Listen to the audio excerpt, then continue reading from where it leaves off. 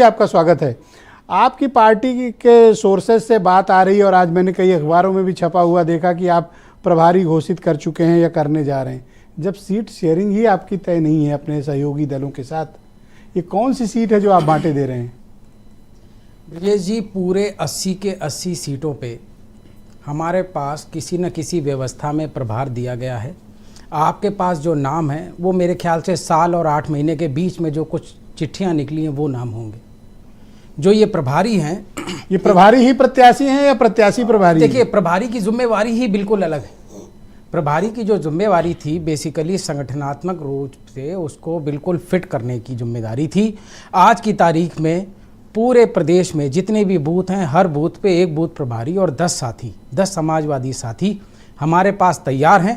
उनके पास जो 1200-1400 परिवार उस बूथ में, उनका पूरा डेटा है, हम उनके संपर्क में हैं। प्रभारियों की ये जिम्मेवारी थी और आज से लगभग 2-3 महीने पहले ये चीज़ें हम पूरी कर चुके हैं।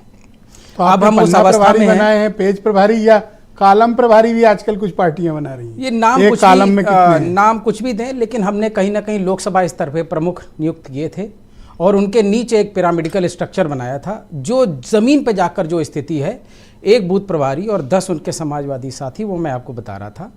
और कुछ दिनों से अब धीरे धीरे प्रत्याशी चिन्हित हो रहे हैं। हालांकि माहौल में और जो समाजवाद एक परिवार के रूप में काम करता है, घर बैठ के बातें हो जाती हैं तो तकरीबन सब चीज़ें तय हैं। आपका सवाल बहुत वाजिब है कि जब सीटें तय नहीं हुई हैं तो 80 सीटों पे हम कर क्या रहे हैं। समाजवाद एक आंदोलन है और अनवरत चलेगा जब तक समाजवाद की स्थापना नहीं होती है।